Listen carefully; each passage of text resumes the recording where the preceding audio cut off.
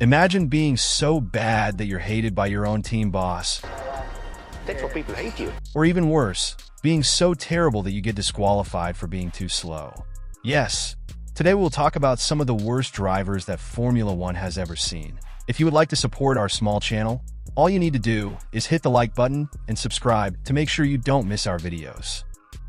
These days, we have Lance Stroll, who entertain and surprise us race by race with unique failures. Stroll, who as you can see is on the intermediate tyres. Still afford more clutch slip, half a second more. So high-speed weaving now, and then 150-metre lift into turn 4.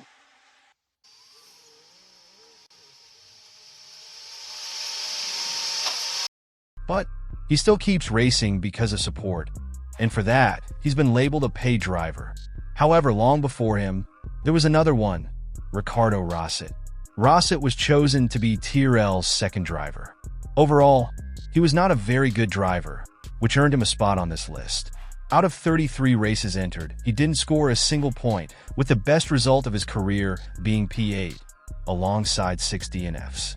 But what really makes him remarkable is what happened during the 1998 Monaco GP. During qualifying, he spun, but luckily didn't damage the car. So, you'd think all he needed to do was carefully re-enter the track, right? Well, no. He spun again and crashed into the barriers.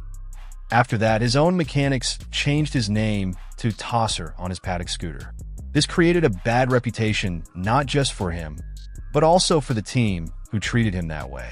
The relationship between him and the team, along with his abilities, led to him retiring from F1 forever.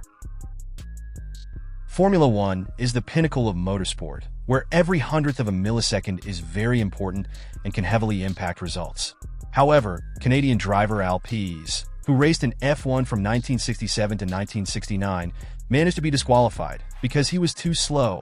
At the 1969 Canadian Grand Prix, by the time of his disqualification, he had completed 22 laps, which was half the number completed by race leader Jackie Stewart.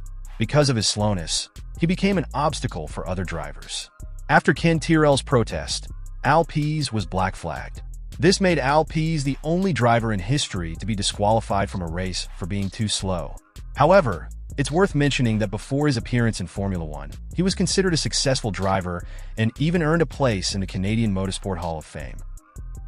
Taki Inoue, a Japanese driver who competed in the F1 Championship from 1994 to 1995. In his short career as an F1 driver, he didn't manage to score a single point. His best finish was 8th position, and out of 18 race entries, he managed to finish in just 5. Overall, his results were not good at all. He was well known for being second slower than even his own teammates. But that wasn't the only reason that made his career legendarily awful. A few accidents happened off the track that seemed straight out of a comedy series. After being hit by a safety car in the Monaco GP, here's what he said about the accident. Helmet was totally squashed. Then I see the doctor, usual procedure. They tried to see my first, touching my balls. When balls move, brain is fine. When big crash, scissors, take off the overalls, see the balls, hit the balls. Then when balls move, this guy's fine. If balls don't move, then there's a problem with brain damage, I think.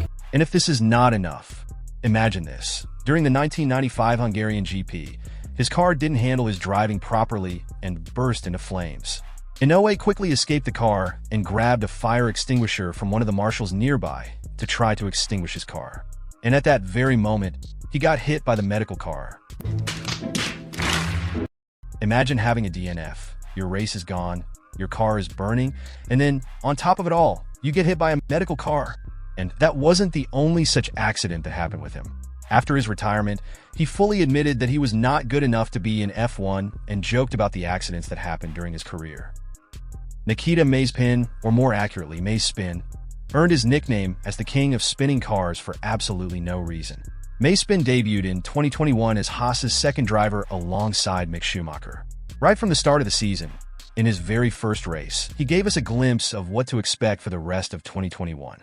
And while till the end of the season, from 22 race entries, he managed to spun out in 11. So basically, he managed to spun out half of races entered in his career. No, really, nothing else to say. Absolutely worthy of the Spin King title. But what happens when he manages to finish a race? The answer is he finishes below P18, with his all-time best result being P14 in Azerbaijan. He was bad enough to also attack for no reason, even his teammate, putting both of them in a situation where they could easily DNF. It was at this moment that he knew. He f***ed up. What the was that, honestly? Seriously? Wow. And what do you expect? Of course, he managed to achieve that feat a few races later, sending Mick spinning out of the race. Again, proving that he not only could beautifully spin his own car, but others as well. Besides his own teammate, he also managed to piss off other drivers as well. No, I mean, imagine being so bad that he even pissed off Stroll. Fucking Mezepin has no fucking idea what he's doing. He even managed to piss off his own boss, and so badly that Guenther Steiner said something about him live on the radio.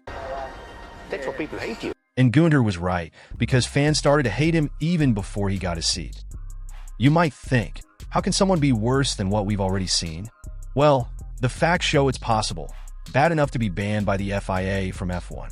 Yes, you heard that right. Banned by the FIA. So bad, in fact, that it took just 4 races for the FIA to make that decision. Ladies and gentlemen, Yuji Ide. Ide debuted in 2006 with Super Aguri, and from the very start, he didn't show any promising results.